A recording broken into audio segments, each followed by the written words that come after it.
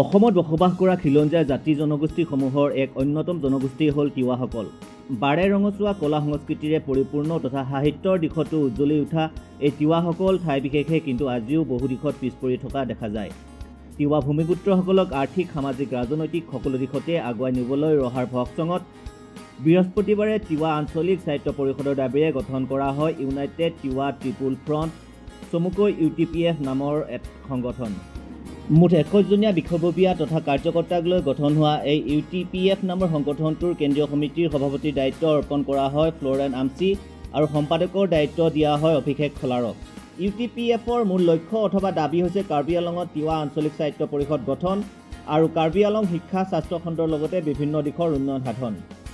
আজি পশ্চিম কাৰ্বি আংলং জিলাৰ দুৱাৰামলা পৰিষদীয় সমষ্টিৰ অন্তৰ্গত এই ভক্সং কমিউনিটি হলত আমি কাৰ্বি আংলঙত বসবাস কৰা তিৱাসকলক আমি একগোট কৰি কাৰ্বি আংলঙত বসবাস কৰা তিৱাসকলৰ বিভিন্ন ধৰণৰ অমীমাংসিত সমস্যা আছে, যেনেকৈ আমাৰ তিৱা ৰিজনেল কাউন্সিলকে আদি কৰি শিক্ষা, ইকনমিক্স, ছ'চিয়েলি বহুত আমি পিছ পৰি আছোঁ।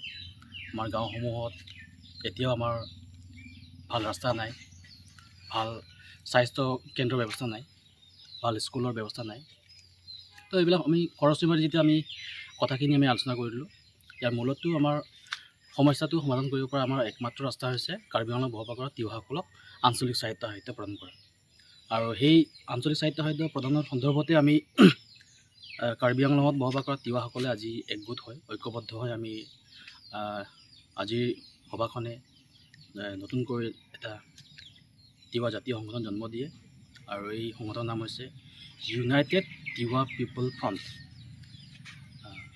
সংযুক্ত তিৱা জনগণ মঞ্চ, তিৱা ভাষাত ত্ৰয় তিৱা ৰাত চমত। আমি তিৱা ৰিজনেল কাউন্সিল মূল দাবী হিচাপে লৈ এই সংগঠন আমি জন্ম দিছোঁ আৰু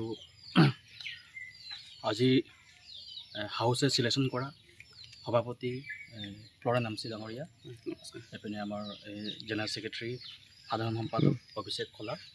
আজি 21জনীয়া আমি আজি সংগঠন খোলা হয় আৰু এই আজি যি সংগঠন খোলা হৈছে, আমাৰ যি মেইন লক্ষ্য আৰু উদ্দেশ্য আছে, আমাৰ ৰিজনেল কাউন্সিল ডিমাণ্ড আমাৰ তিৱা ৰিজনেল কাউন্সিল আমাক লাগে আৰু এই সন্দৰ্ভত আমি আগলৈ আমি কাম কৰি যাম আৰু এই ৰিজনেল কাউন্সিল নিতিয়ালৈকে আমি প্ৰতিবাদ সাব্যস্ত ৰাখিম। এইটো হৈছে আমাৰ মেইন লক্ষ্য আৰু উদ্দেশ্য। আৰু ইয়াৰ ভিতৰতে আছে আমাৰ যি কাৰ্বি আংলঙত আমাৰ বহুত ক্ষেত্ৰত বহুত দিশত পিছ পৰি আছে আৰু যিয়ে নহওক এই ছ'চিয়েলেই হওক, ইকনমিকেলেই হওক বা যি স্বাস্থ্যৰ ক্ষেত্ৰতে হওক, তো তেনেকুৱা ক্ষেত্ৰত আমাৰ কাৰ্বি আংলঙত বহুত পিছ পৰি আছে। আৰু ভাৰত চৰকাৰে কৈ আছে ইণ্ডিয়াখন ডিজিটেল হ'ব লাগে, কিন্তু আমাৰ কাৰণে, আমাৰ কাৰ্বি আংলং বসবাস কৰা মানুহৰ কাৰণে কেৱল শ্লোকে হৈছে, যিটো হ'ব লাগে আমাৰ ইয়াতে হোৱা নাই। তো এই সন্দৰ্ভত আমি অনাগত দিনত আমি এই ক্ষেত্ৰত কাম কৰি যাম আৰু যিবিলাকে আগতে যি দুৰ্নীতি কৰিলে আমি সেইখিনি শুধৰাবৰ কাৰণে আমি চেষ্টা কৰিম।